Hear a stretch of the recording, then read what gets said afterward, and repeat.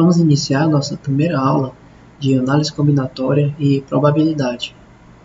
O conteúdo desta aula nos traz o princípio fundamental da contagem, que pelo próprio nome já diz, é o princípio básico para se fazer a contagem no sentido da análise combinatória. Vamos ilustrar o princípio fundamental da contagem através de um exemplo inicial. Imagine que em uma sala há 3 homens e 2 mulheres. Os homens aí estão identificados com H1, H2 e H3, e as mulheres em seus vestidos com M1 e M2. A pergunta que se faz é: quantos casais entre homens e mulheres distintos podem ser formados com essas 5 pessoas? Podemos fazer um esquema bem natural dessa composição de casais. Por exemplo, o homem H1 ele pode formar um casal com a mulher M1 ou com a mulher M2. O homem H2 também tem 2 opções. Ele pode formar um casal com a mulher M1 ou com a mulher M2. Então, formando mais 2 casais. E o homem H3, ele tem também 2 opções, a mulher M1 e a mulher M2. Então, formando mais 2 casais. Então, há 6 modos distintos de formar um casal entre um homem escolhido entre os 3 homens e uma mulher escolhida entre as 2 mulheres.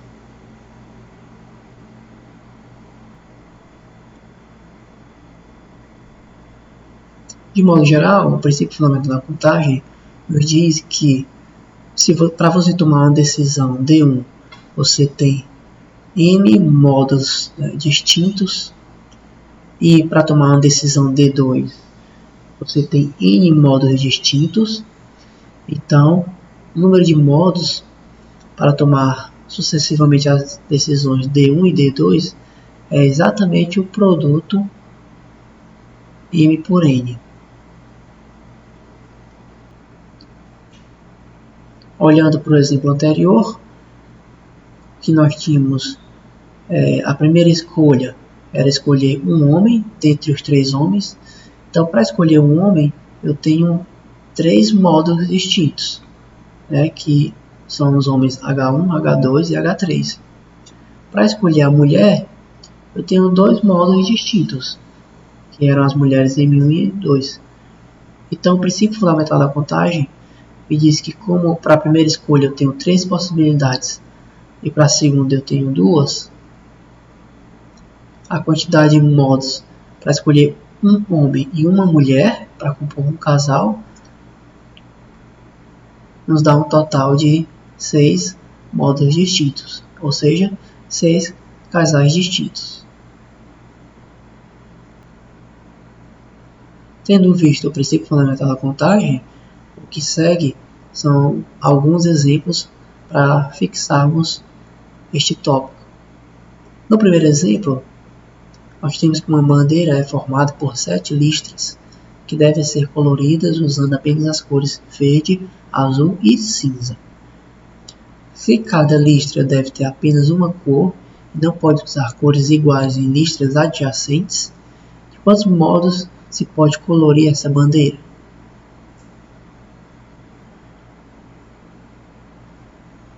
Bom, aqui eu ilustrei uma bandeira aí qualquer, tá? Com 7 listras, tá bom? Bom, vai ser usada para pintar essa bandeira 3 cores, a cor verde, a cor azul e a cor cinza. Então são 3 cores distintas para ser usada para pintar essa bandeira. Mas há uma condição. A condição é que cada listra deve ter apenas uma cor e que não pode ser usar cores iguais em listas adjacentes, tá bom? Então, se você pintou essa primeira aqui de verde, por exemplo, a segunda, né, estou numerando de cima para baixo, a segunda lista não pode ser verde, certo? Então, analisando, para nós pintarmos, então a primeira decisão aqui seria pintarmos, né, a primeira lista. Para pintarmos essa primeira lista, nós temos quantas opções, quantos modos distintos? Temos 3. Então, nós temos 3 possibilidades para pintar a primeira lista. Para pintar a segunda lista, independentemente da cor que eu usei na primeira, eu só vou ter 2 opções, que são as outras 2, já que as listas não podem ter cores iguais, certo? Então, supondo que eu pintei a primeira de verde, a segunda tem que ser azul ou cinza. Então, vamos supor que eu pintei de azul, certo? Então, como eu falei, para a segunda lista nós temos 2 possibilidades. Para a terceira lista, note que não pode ser azul. Entretanto, pode ser cinza e pode ser verde. Então, para a terceira lista, eu tenho as 2 opções. Para a quarta lista, eu também vou ter 2 opções. Para a quinta, também. Para a sexta, também. E para a sétima lista, também. Então, o princípio fundamental da contagem, só que generalizado para uma quantidade arbitrária de decisões, nos diz que se para cada decisão você tem uma certa quantidade de modos distintos de tomar essa decisão, o resultado da tomada de decisão sucessivas é o produto desses modos distintos, da quantidade desses modos distintos. Então, nesse caso aqui, vai ser o produto dessas quantidades. Então, é 3 para a primeira, 2 para a segunda, mais 2 possibilidades para cá, mais 2 para a quarta, mais 2 para a quinta, mais 2 para a sexta e mais 2 para a sétima. Então, o resultado aqui é 3 vezes 2 elevado a 6. Tá? Bom, isso aqui é 3 vezes 2 elevado a 6, é 64. Então, isso aqui vai dar 192. Então, nós temos 192 formas diferentes de pintar essa bandeira com essas 3 cores, seguindo as condições impostas pelo problema.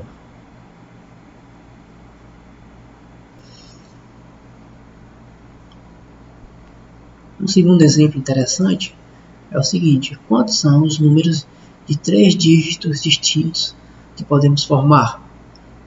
E quantos destes são pares e quantos são ímpares? Então, você vai formar, né, número aqui com 3 dígitos. Tá? E estes 3 dígitos têm que ser distintos. Então, de quantas formas você pode formar esse número? Então, aqui inicialmente, para a escolha do dígito, que me dá o algarismo das centenas, você tem 9 possibilidades, porque você tem os dígitos de 1 a 9, já que não pode iniciar por 0. Então, vamos supor que você escolheu aqui um dígito, tá? Vamos supor que você escolheu o 8. Para o segundo dígito, quantas opções nós teremos? Note que aqui para o segundo dígito, o 0 ele pode ser incluído. Então, teoricamente, seria de 0 a 9, que dariam 10 dígitos. Entretanto, como nós queremos dígitos distintos, então o 8, né, ele não poderia entrar aqui nesse dígito. Portanto, nós teríamos apenas 9 opções, certo? Vamos supor então que nós colocamos o 6. Agora para o último dígito, quantas opções nós temos? Novamente, teoricamente teríamos opções de 0 a 9, que seriam 10 dígitos. Só que você não poderia colocar nem o 6 e nem o 8, já que novamente nós queremos dígitos distintos. Então 10 menos 2, então fica uma opção de 8 dígitos. Portanto, pelo princípio fundamental da contagem, nós multiplicamos 9 vezes 9 vezes 8. 9 vezes 9 é 81. 81 vezes 8, 648. Então, nós podemos formar 648 números com 3 dígitos e estes dígitos serem distintos.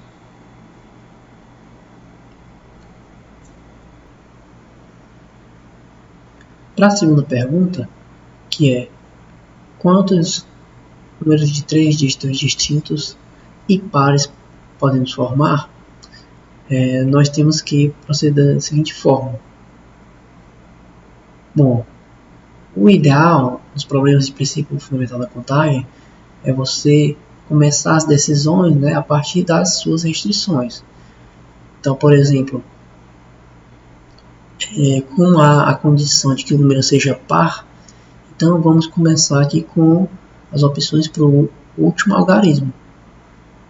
Como tem também uma restrição aqui no primeiro algarismo, né, que não pode ser 0, então posteriormente à escolha do último algarismo, nós seguimos para a escolha do primeiro algarismo e por fim para o terceiro algarismo.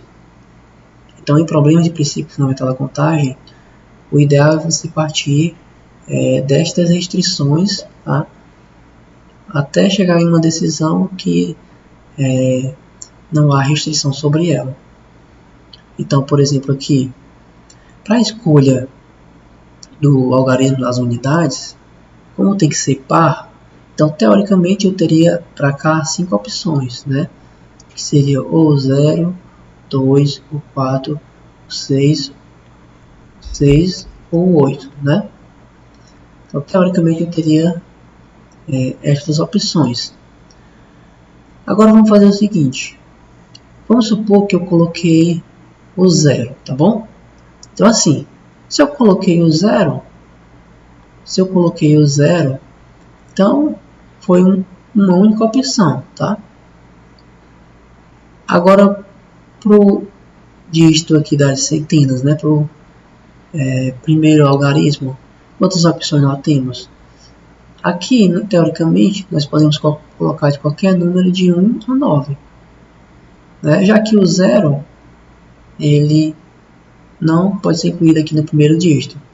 Então, aqui nós teríamos 9 opções, tá? E para o segundo dígito, aqui poderia ser qualquer número de 0 a 9. Então, teria 10 possibilidades, certo? Entretanto, o 0 já foi incluído no último dígito e eu escolhi também um número dentre estes, de 1 a 9, aqui para o primeiro dígito. Então, vamos supor que eu tivesse escolhido 1, tá? Então eu teria 8 opções para o segundo dígito. Então, o princípio fundamental da contagem me diz que eu teria, então, 72 números com 3 dígitos distintos que terminam com 0, tá bom? Que terminam com 0. Note que o 0 está fixado aqui no último dígito. Agora, se não for 0, né? Se for qualquer um dos outros 4, tá bom, se for qualquer um dos outros 4, então para o último dígito eu tenho 4 opções, tá? Digamos que tenha sido o 2. Para o primeiro dígito, normalmente é qualquer número de 1 a 9. Só que eu já escolhi um número de 1 a 9 para o último dígito. Então, o primeiro dígito sobra 8 opções. Tá? E para o dígito do meio, digamos que aqui no primeiro dígito eu coloquei 7, tá bom? E para o dígito do meio, quantas opções eu tenho? Teoricamente seria de 0 a 9, mas eu já coloquei 2 dígitos desses aqui. Então, teoricamente seriam 10, menos 2 dígitos dariam 8. Então, eu teria 8 opções para escolher do segundo dígito. Então, pelo princípio fundamental da contagem, eu teria então 8 vezes 8 vezes 4. 8 vezes 4, 8 vezes 8, 64. 64 vezes 4 dá 256.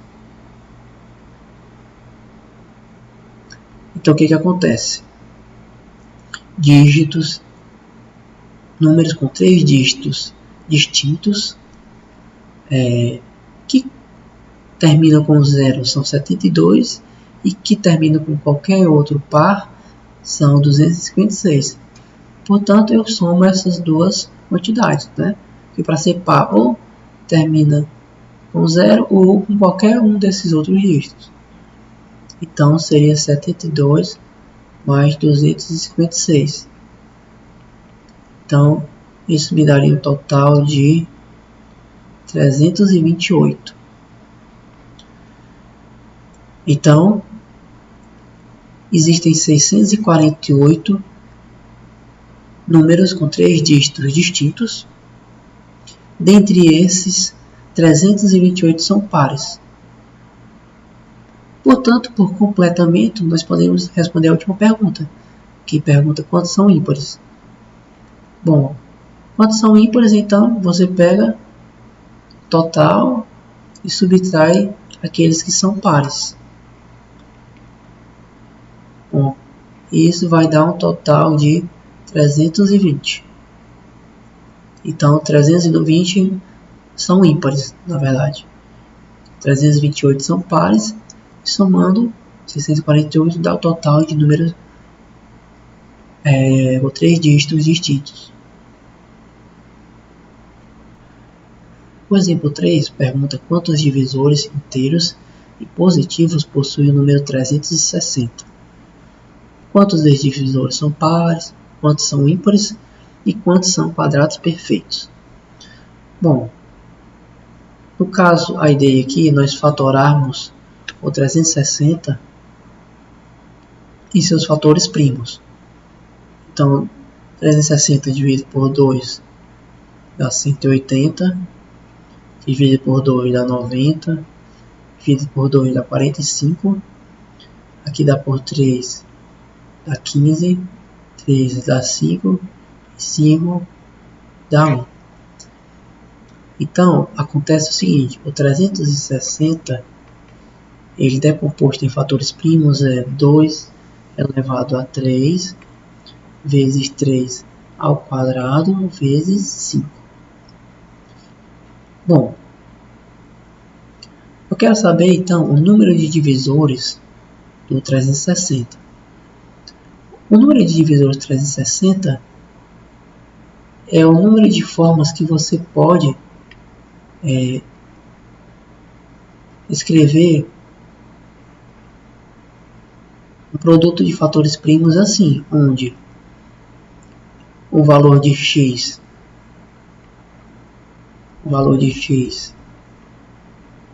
pode ser, note que o valor de x ele tem que ir no máximo até o expoente aqui da decomposição 360. Então x pode ser 0, 1, 2 ou 3. O y, seguindo a mesma ideia, o y vai no máximo até 2. Então o y pode ser 0, 1, 2. E o z pode ser 0 ou 1. Então quando o x varia aqui, o y varia aqui e o z varia aqui, esse número aqui ele é um divisor de 360. Tá bom? Então nós temos que ver as escolhas para x, y e z. Então, para a escolha de x, nós temos 4 possibilidades. Para a escolha de y, 3. Para a escolha de z, 2. Portanto, pelo princípio fundamental da contagem, basta nós multiplicarmos 4 vezes 3 vezes 2. E aí isso vai dar 24. Então, a 360 possui 24 divisores. A segunda pergunta é quanto desses são pares? Para a segunda pergunta, para o número ser par, ele tem que ter o fator 2. Tá bom? Note que então o x ser 0 não pode, porque se o x for 0, 2 elevado a 0 é 1, então o resultado seria um número ímpar, um divisor ímpar. Então, para a segunda pergunta, nós temos que tirar a possibilidade do x ser 0. Então, se tirarmos a possibilidade do x ser 0, então ao invés de 4 possibilidades para o x, nós teremos 3 apenas. 3 para o x e continuaríamos tendo 3 para o y e 2 para o z, que isso daria um total de 18. Então, desses 24 divisores do número 360, 18 são pares. A terceira pergunta, quantos são ímpares? Quantos são ímpares, basta você fazer o completamento, a subtração de 18, de 24 pelo 18. Então, quantos são ímpares, você simplesmente subtrai 24 menos 18. Isso dá um total de 6. Então, 360 possui 6 divisores ímpares. Por fim, quantos são quadrados perfeitos? Bom, para ser quadrado perfeito, o que é um número quadrado perfeito? Quando ele possui raiz quadrada. Ou, equivalentemente, o número é quadrado perfeito quando a sua decomposição em fatores primos, os expoentes aqui dessa decomposição são números pares. Então, para essa configuração, o x ele só pode ser ou 0 ou 2, o y só pode ser 0 ou 2, e o z só pode ser o 0. Então, para o x eu tenho duas opções, para o y duas e para o z apenas uma. Então, nós teríamos apenas 4 divisores do 360 que seriam quadrados perfeitos. No quarto exemplo, as placas veicular de padrão Mercosul são formadas por 4 letras, Então nós temos aqui 1, 2, 3, e a quarta letra vem nessa posição, e por 3 números. Bom, o exemplo quer saber, a letra A, quantas são as placas que começam com uma vogal, tá bom? Então vamos lá. Para começar, nós temos aqui 1, 2, 3, 4, 5, 6, 7. Então, vamos lá, letra A, 2, 3, 4, 5, 6, 7. Para começar com vogal, bom, nós temos quantas vogais no alfabeto? Nós temos 5 vogais, Então, para começar com vogal, nós temos 5 possibilidades. Bom, para a segunda letra da placa, nós temos as demais letras do alfabeto. Aqui não há nenhuma restrição. Então, nós temos 26 possibilidades. Para a terceira letra, outras 26 possibilidades. Para a letra lá na quinta posição, nós temos também 26 possibilidades. Já para os números, como também nós não temos nenhuma restrição, nós temos como possibilidades qualquer dígito de 0 a 9. Aí só para deixar registrado aqui, o alfabeto aqui de A, B até o Z, tá? E aqui incluindo o K, o W e o Y. Tá? Por isso as 26 opções. Então, para os números, é qualquer dígito de 0 a 9. Então, nós temos 10 possibilidades. 10 aqui, 10 aqui e 10 aqui. Então, pelo princípio fundamental da contagem, nós teríamos esse produto aqui. Tá? Aqui, como dá um número exageradamente grande, a gente pode simplesmente colocar a forma de potência. Né? Então, seria 26 elevado a 3 vezes 10 elevado a 3 vezes o 5. Então, daria essa quantidade aqui. Já para o item B, o item B ele quer que comece com vogal e termine com um número par.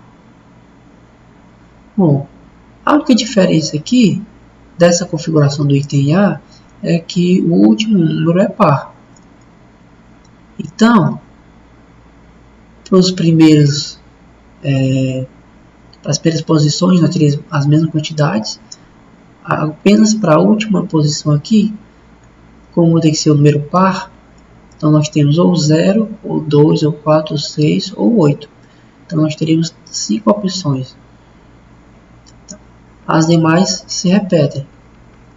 Então nós teríamos, de novo, 26 elevado a 3 vezes 10 ao quadrado, né? Já que ficaria apenas esse 10 e esse, o último não seria mais um 10, seria um 5. Aí o 5 ficaria ao quadrado. Então, nós teríamos essa quantidade de placas que começam com vogal e terminam com o número par. A última pergunta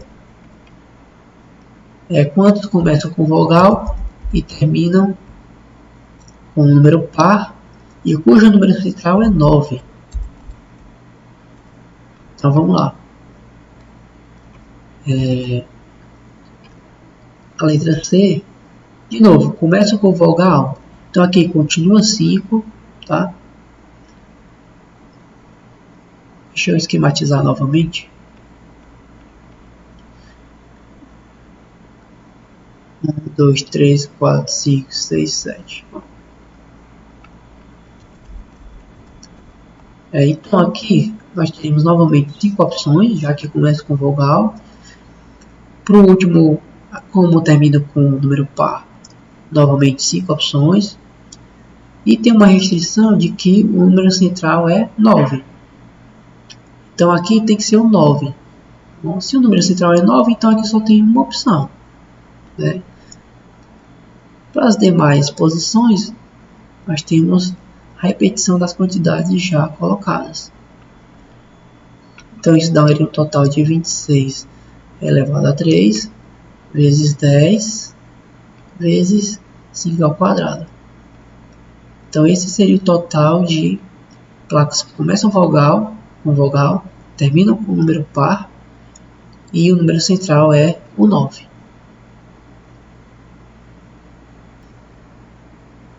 Um último exemplo que eu trago é o seguinte: o código Morse ele usa 2 símbolos, que é o ponto e o traço, né, para formar as palavras deste código. Estas palavras ela possuem de 1 a 4 símbolos. Então tem palavras com um símbolo, tem palavra com 2 símbolos, com 3 e com 4 símbolos. A pergunta é: quantas palavras existem no código Morse? Então, como eu falei, existem palavras com um símbolo, existem palavras com 2 símbolos, existem palavras com 3 símbolos e com 4 símbolos. Tá? Palavras com um símbolo, eu só tenho 2 opções, né? Que seria uma palavra sendo o ponto ou a palavra sendo o traço. Então aqui eu teria 2 opções. Palavra com 2 símbolos. Então aqui, uma palavra com 2 símbolos Para a primeira posição, eu teria duas possibilidades, que é o ponto ou o traço. Para a segunda posição, eu teria outras duas possibilidades, que é o ponto ou o traço. Então, pelo princípio fundamental da contagem, eu teria 4 palavras com 2 símbolos. Seguindo o mesmo raciocínio, palavra com 3 símbolos.